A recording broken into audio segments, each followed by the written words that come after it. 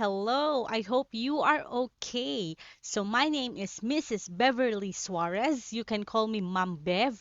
And ang video lessons na ito ay mapapanood nyo sa aking channel sa YouTube kung saan magkakaroon tayo ng different video lessons na ilalagay ko sa isang playlist para madali nyo pong mapanood. Ang nilalaman ng mga videos na to ay ang lesson natin sa bawat araw. Okay? So, let's start learning. Hello everyone, good morning sa inyo dyan. Okay, we'll start our lesson number 1 sa Computer System Servicing. This is the Digital Learners Module number 1. Ang title niya is Computer Hardware Assembly. Okay, let's click start. Okay, I would like to say sorry sa transition. Medyo nakakahilo po talaga siya. Okay. I am sorry first dito sa nakikita yung technical drafting. Yes, typographical error. Okay. Huge typographical error. Hindi siya napalitan ng e-designer. Okay, pero ito po ang content nito ay CSS, hardware assembly po talaga ang content nito. So disclaimer, lahat ng makikita yung images, audios, videos ay they will remain as the property of the original creators who are mentioned in the acknowledgement section. And the said materials are used for educational purposes only. Thank you! Okay. Okay. So, ayan. Lesson number 1, Computer Hardware Assembly. Pumipikit ako kada transition kasi nakakahilo yung transition niya. Okay, nasa menu button tayo. Every time makikita nyo itong mga to, yan ay clickable kasi may mga links yan. Let's start with overview. Okay, what's in? Meron tayong 3 terminologies dito. Hardware, software, and peopleware. Excuse me. Hardware, physical parts, tangible parts, nahahawakan. Software, ito yung mga programs na naka-install sa computer. Peopleware, yung mga users. Okay? Each component plays an important role sa computer systems. Okay, just click next. May arrow naman at may hand na nagpo-point kung anong pipindutin nyo po dyan. So, ito po ang objectives natin for this module. Define computer hardware, define assemble, disassemble, identify hardware parts according to their functions, state the importance of following the correct procedures in connecting the PC parts. Okay, what I know. Okay, so, siguro naman last year na ranasan nyo nang mag-assemble and disassemble ng PC, di ba? Okay, so, ito lang din yan. This topic is very easy for you, itong module na to, kasi napakasisiw nito sa inyo dahil napagdaanan nyo na yan nung grade 9 pa kayo. Okay, yung skills test. This particular what I know na skills test is not recorded, but I want you to write it in your notebook. Write your answers, ayan o, in your notebook. Okay, write the sentence or the statement and then write not much, a little, a lot. Ano ibig sabihin nun? Not much, a lot, ibig sabihin bonggang-bongga, okay? A little, medyo, not much, hindi talaga. Okay? So, ganon. Tingnan natin yung skills na isusulat nyo. Okay, ito po siya. From this one up to here. Ilan to? 1, 2, 3, 4, 5, 6, 7, 8, 9, 10, 11, 12, 13, 14, 15, 16, 17. If I'm correct, okay? So, ayan. Hindi lang napalitan yung numbers dito. Pero numberan nyo na. Number 1, isulat. I can open a computer case. Then, itlagay na. Isulat. Ano ba? Sa sarili mo, paano ba i-assess yan? Not much, as in, hindi ka talaga marunong mag-open ng computer case. Pwede mo ilagay, isusulat ha. A little, medyo, or okay. Sorry sa disruption. May nakita na naman pusa siguro yung mga aso ko. Okay. A little, medyo lang, or a lot, oo. Okay, so, kumpletuhin hanggang makarating ka dito sa baba. Yung I can install CD or DVD drives. Okay, ulitin ko po, isusulat po sa notebook itong mga statement na to and then isulat kung dyan sa statement na yan, ano ba ang skill mo? Not much, a little, or a lot. Okay? Ganito. Sa pangalawang statement, ganun ulit. Not much, a little, or a lot. Okay. Next. Yung lesson. Hayaan ko na kayo na mabasa yung lesson na yan. At mag-take down ng notes sa notebook nyo kasi alam nyo na. Okay. So, yun. Ang take down nyo lang syempre is itong mga naka-bold. Kagaya nito, installing motherboard, remove side panel. O, ganyan yon, okay? Take a look inside. Syempre, pag ni-remove mo, makikita mo yung loob. Okay? So, pwede nyo itong i-pause para masulat siya. Next, ay examine the motherboard. Okay? Tingnan ang motherboard, syempre, tanggalin mula sa box. At sa plastic, set jumpers, kung jumperable pa tong motherboard na to. Pero ngayon, jumperless na ang mga motherboards, di na sila jumper. Luma kasi to eh. Okay, find necessary screw holes. Itong mga nakikita niyong bilog-bilog. Okay. Ayan. Then, remove unnecessary metal plates. Yung back plate niya. Back plate di. I-remove yung back plate. Pwede, i-pop up nyo siya. Pop out pala.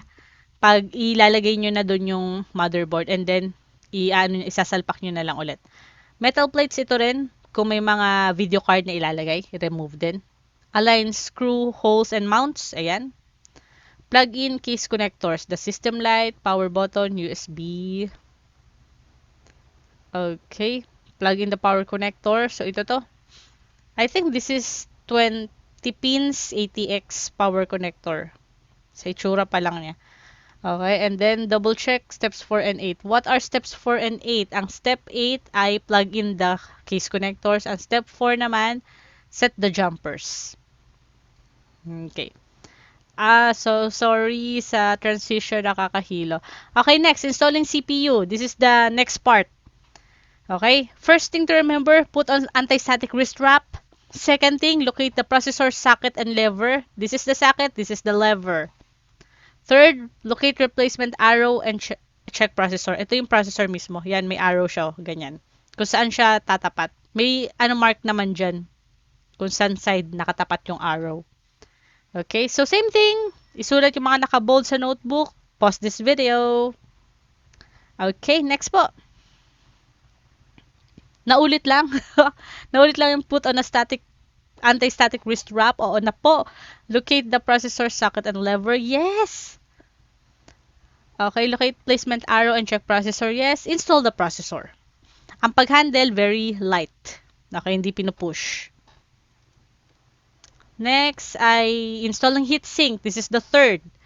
Locate the thermal pad or apply thermal gel. Pag bago, ang processor, pipil mo lang yung plastic covering sa thermal pad. Tapos, mo na siya. Automatic na yun. Pag binaba mo yung lever, madidikit na yun. Okay, together with the processor and the heatsink. And minsan, pag hindi na bago, kailangan mo maglagay ng thermal paste. Maliit lang. Parang patak tuloy. Parang munggo, yung hindi pa luto na munggo. Ganun kaliit lang. Place the heatsink in processor. Hindi dapat nakatilt, nakadiretso. Okay? And then, heatsink should not touch socket when fully attached. Oh, okay. Parang hindi mo pa siya ipupush muna. Kasi may pin to eh. Ito yung clip. Ito, attach clip to first plastic tab socket. Okay, may lock pa siya dyan yung clip. Then, line up second clip. Ito naman.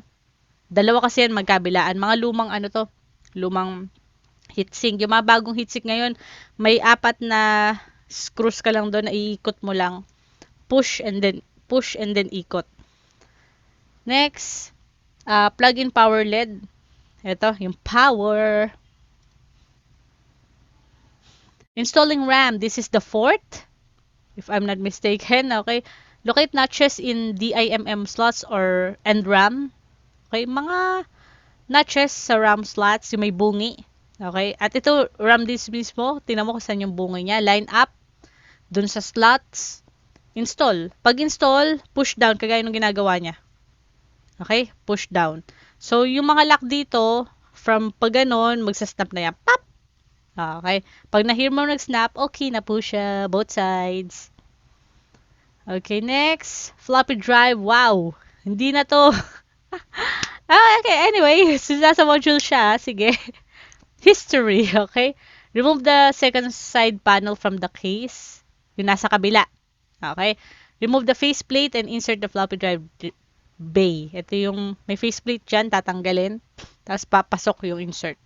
Screw in floppy drive. Ayan, screws. Okay, next one.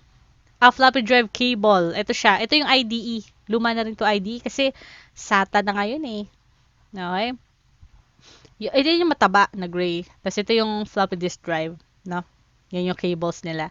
Kakabit sa black. Okay? And then add power. Papunta dun sa floppy drive. Hard disk drive. Okay, meron pa to. Okay? Set hard drive jumper. Okay, gina-jumper pa rin talaga, no? Noon. Ngayon kasi jumperless na. Wala nang jumper yun. Diretso na yun. No? Mamaya ipapakita ko yung video kung paano nag-disassemble assemble.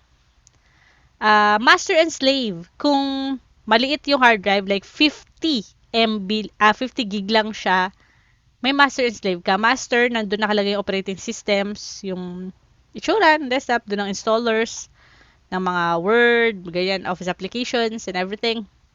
Yung mga important files mo, documents, pictures, nakalagay siya sa slave. Kasi maliit lang ang capacity ng hard disk. Pero ngayon, ang mga hard disk ay nag-range sa 1 terabyte, 2 terabytes. Hindi na yung maliit. No need for the master and slave. Okay? Now, ito daw. Sundan na natin to. Insert into hard drive bay. So, ayan, then screw. Dapat wag malapit sa power supply. Yes. Ngayon, yung mga casing ay malayo na yung hard drive sa power supply. At hindi na siya yung totally nag-create ng static. Screw the hard drive, connect the IDE cable to the motherboard. Ito yan, yung blue. Connect IDE cable to the hard drive. Ayan, going there. Adding power. Ito, yung mas mataba. Okay. Hindi to hard disk drive. Optical drive, CD-ROM. Installing CD-ROM to. Okay, so ayan. Sorry. Take note of this. This is installing CD-ROM. Set jumper CD-ROM. May ganun pa rin talaga. Okay, kung dalawang CD-ROM, bakit ilang CD bang iaano mo dito? Okay. So, ayan. Attach audio cable. Ito yan. Audio cable. Remove faceplate. Ayan. Bungi na siya. And then insert it to the drive bay. Screw it.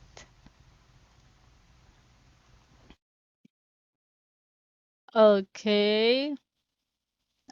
Connect IDE cable to motherboard. What? This was the motherboard. Okay. Yung white naman. Going to the, optical drive. Okay, so, ayun. Adding power, yung mataba ulit.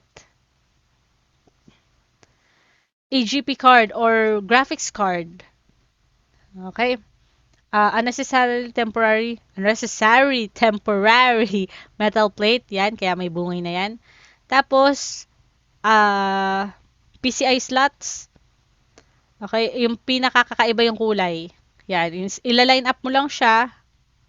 Okay, align mo lang doon sa notch and doon sa bungi and then insert screw dito sa taas. Okay, other PCI components. PCI yung magkakaparehong, ayan no, lahat sila magkakapareho. Ano in-install dyan? LAN card. Kung gusto mo mas mabilis na LAN, yung LAN port. Pwedeng, ang tawag nito, sound card kung marami kang kable na pang sounds, DJ ka, ganun. Okay, so ayan, PCI. Locate PCI slots on motherboard, ito na po. Line up components with PCI slot and install, ito na po siya. May notch din. Sound card to, may color blue, pink, green, black. Insert screw. Diyan lang ulit, dyan sa taas. Okay. Give CD sound. Kasi may mga yung audio cable from the motherboard, yan, going to the CD-ROM. Kasi, wait, hindi. Go from the CD-ROM, from the CD-ROM, nandun yung isang end ng audio cable. lalagay mo siya sa sound card ng motherboard. Oo nga, yun nga. Okay. Sa sound card na slots. Para may speaker kasi ang mga CD-ROMs noon. Okay. May siya speakers, kaya ganun. Repeat for other components the same way. Okay. Chassis fan. Chassis. Hindi chassis. Okay, chassis. Line up holes with fan. Ito, holes, holes, holes, holes, holes, holes, holes. Okay. Insert screws. Ayan, nakascrew na. Nakakabit na siya. Plug in the power lead to motherboard. Ayan. Next. Plastic housing. Okay, may mga chassis fan na may kailangan pa ng plastic housing, ha? Okay. So, ayan. Ganun pa rin. Snap housing into case and then snap the fan into housing muna and then snap the housing into the case. Plug in power lead to motherboard. Ito ang pinaka-fun part, external hardware. Just plug everything, the mouse, the keyboard, the monitor, then plug everything to an outlet. Okay, pwedeng surge protector, o kaya extension, AVR, UPS, okay? O, pwedeng diretso sa outlet. Ako, yung desktop ko, lang to sa extension. Pero extension, going to the outlet, wall outlet. Sa kanya lang. Okay? Yun. Safe naman. Hindi pa naman siya sira. Okay? Pwede nga diretso na yan sa, sa wall outlet eh. Okay, may dalawang activities na tayo. Ito na ang inyong gagawin. Unahin natin ang at what I have learned. Ito na po siya. Ito yung sinabi ko nung kamustahan. Maganda pala nagkakamustahan tayo, no? Para nakikita niyo yung gagawin talaga, 'di ba? Na advance, bongga. So sa mga online learners, sorry, at sa mga blended, magpapasagot ako sa Google Forms nito. Ilalagay ko to sa Google Forms, mag-click lang kayo. Nang mag-answer lang pala kayo. Or mag-click. I don't know. Kung paano ko siya didiscard. Ako na bahala doon. Okay, Google Forms ko siya. And then, lalagyan nyo lang ng number yan. 1, 2, 3, 4, 5, whatever. Okay? So, yan. Hanggang letter K. Sa mga modulars naman, sa papel po kayo magsasagot. Yung sinample ko na sample paper, kung paano sasagutan ng activities, yung may title, may name section, tapos subject teacher, and then sagot na lang talaga. Ayun, ganun po. Sagot na lang isusulat nyo, number lang. Ba't nausog to? Okay. Okay. May makikita kayong additional activities, hindi na natin yung gagawin, no? Masyado pa siyang kain oras na gagawa pa ng video about computer assembly. Ayoko na. Huwag na natin gawin yan. Tapos yung mga modular, magkakreate ng process flowchart. Huwag na po. Pwedeng cutout pictures. Huwag na. Huwag na natin gawin to. Okay? Huwag na natin gawin yung additional activities. Now, let's proceed to the evaluation. Self-check. Ito, ita-transfer ko rin to sa Google Forms para sa mga modular and online, sa blended and online. Ito kayo magsasagot. Sa mga modular, sa papel na lang po. Answers only. Do not copy the question. Okay, and that concludes this DLM. Okay, I will now proceed to the video na gusto kong ipakita ng assembling and disassembling. Let's watch.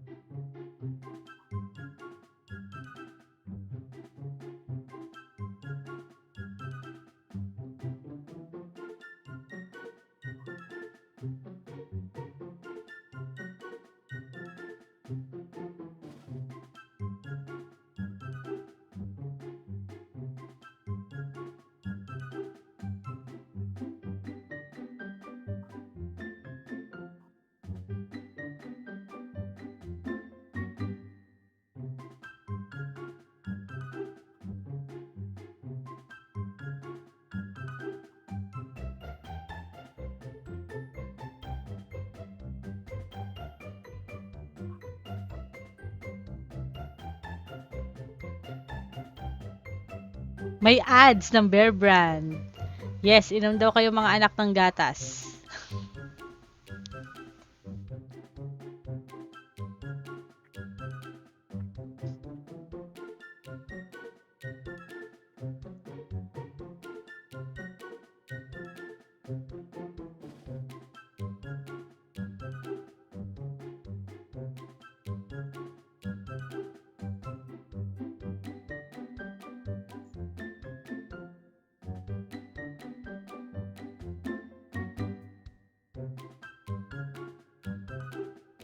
Okay pa kaya yung thermal paste niya?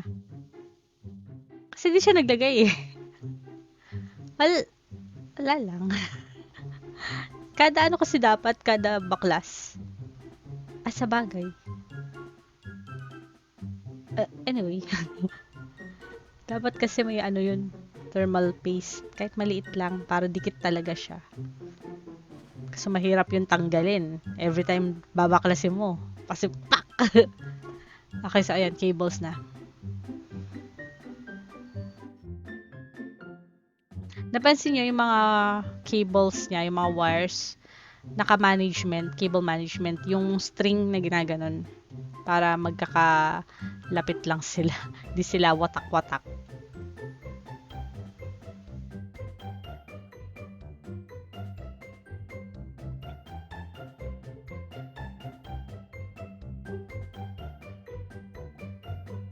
Simple lang tong unit na to. Walang graphics card. Okay. Napakabilis lang ang build.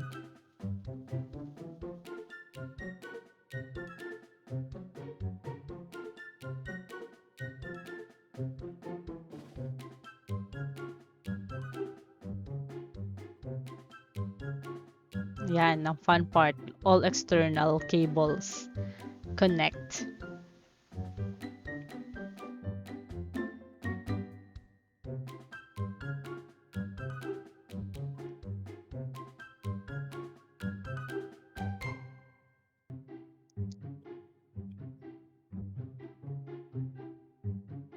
Yan.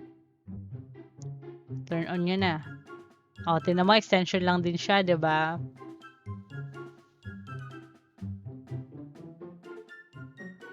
Okay, ayan na. And there, doon na natatapos. Okay. So, asa na yung yun na, doon na natin tatapusin to. Teka, magpapalit ako ng scene. Ayun, okay. Usog pala ako dito. Ayan. So, dyan na po natatapos ang computer hardware assembly ng Module 1 sa CSS. Gawin po yung dalawang activities, yung self-check, sa assessment pa yun. Yung unang activity, yung what I have learned. Okay? Yung additional activity, huwag nyo na po gawin yun. And then yung sa evaluation, yung self-check. Okay? Yung sa assessment yun. Okay, so that's it. Thank you so much for watching. Kung may mga tanong, mag-PM lang po sa akin. Maraming salamat and see you again next time. Huwag kalimutang gawin ang outputs, okay? Bye!